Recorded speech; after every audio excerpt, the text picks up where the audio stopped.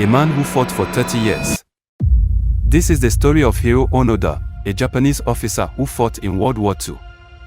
Hiroo Onoda was born on March 19, 1992, in Komikowa village in what was then the Empire of Japan. When he was 18, he enlisted in the Imperial Japanese Army Infantry. He was deployed to Lubon Island in the Philippines to fight the Allied forces. Remember, he was just like any other soldier who is sent to the battlefield. Instructions were given to him to do all he could to hamper enemy attacks on the island. The orders also stated that under no circumstance was he to surrender or take his own life. When he landed on the island, Onoda joined forces with a group of Japanese soldiers who had been sent there previously.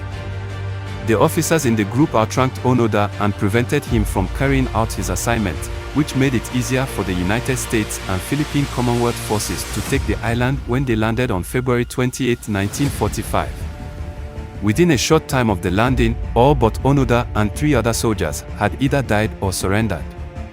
Onoda, who had been promoted to lieutenant, ordered the men to take to the hills.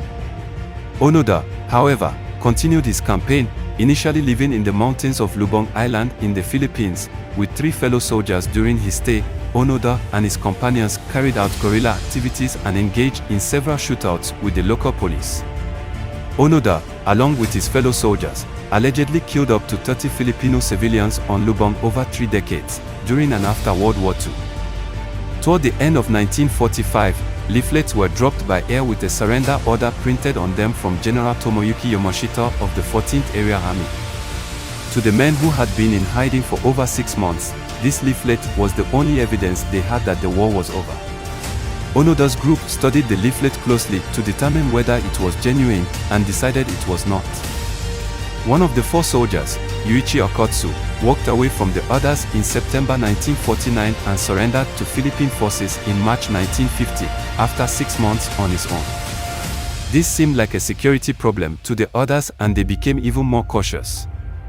In 1952, letters and family pictures were dropped from an aircraft urging them to surrender, but the 3 soldiers concluded that this was a trick. Shimoda was wounded in the leg in a shootout with local fishermen in June 1953, after which Onoda nursed him back to health. On May 7, 1954, Shimoda was killed by a shot from a police search party looking for the men. Kozuka was killed by 2 shots fired by local police on October 19, 1972, while he and Onoda, as part of their guerrilla activities, were burning rice that had been collected by farmers. Onoda was alone at that point. In 1974, Norio Suzuki, an adventurer who traveled extensively, encountered Onoda on the island. Suzuki explained that the war was long over, but Onoda responded, "I will not quit fighting unless there is an order that relieves me of my duty." Onoda returned to Japan in March 1974 after his wartime commander landed on the island and ordered Onoda to lay down his arms. The BBC writes that Onoda was greeted as a hero on his return to Japan. He is thought to have been among the last Japanese soldiers from World War II to surrender. Onoda spent some of his later years in Brazil, managing a ranch.